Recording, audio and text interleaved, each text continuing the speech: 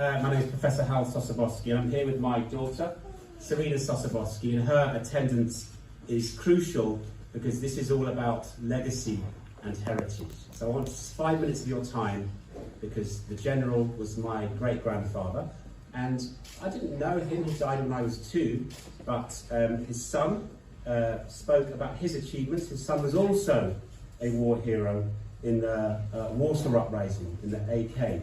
And I noticed a Kotswika, and I'm wearing his tie right now, because this is absolutely about legacy. Now, I also noticed there were some caricatures, some cartoon pictures of the General.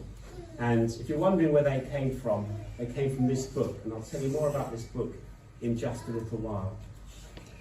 Why today is so important to all of us, but delights me in particular, is there was a tradition of naming schools and scout troops after General Sosabowski.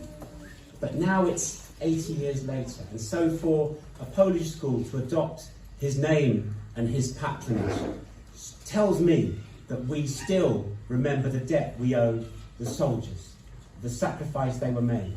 And any soldier we owe a debt, but particularly the fact that the Polish were effectively ousted from their own country and had to fight that war from a long way away.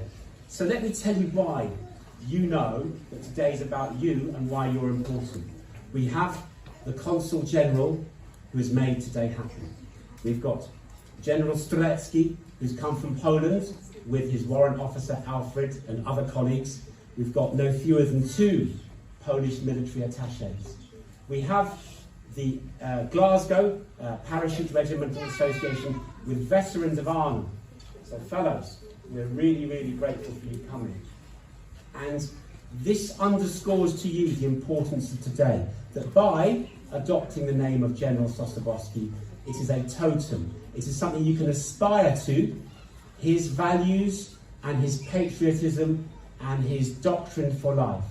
And I also noticed that you had some quotations from him. So can you hold that for me? I want to just sort of do 2 of them, if I may. The first one he wrote in one of his Polish books, because he was an author after the war. He said, and don't forget, he'd been through a war, he built up a parachute brigade from nothing, and after the war, he wasn't treated in the way we would have expected him to be. He said, "My life was hard, it was tough, and it was fallow, but if I was asked to do this again, I wouldn't change anything. I would not hesitate to do it all over again." Which of us can honestly say it like that? We never regret anything. The tough paths to follow. And the other one, just before they jumped from the aeroplanes, he said to his boys, and he regarded his soldiers as his boys, and they regarded him as their father. He said, "It's okay to be frightened. There is no courage without fear."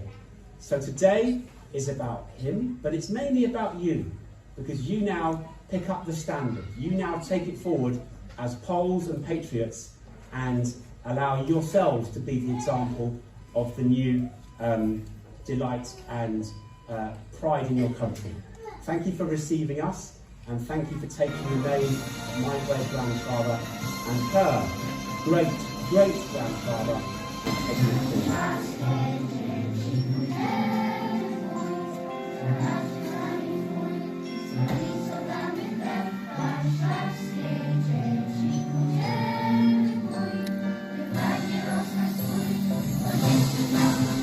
Warszawskie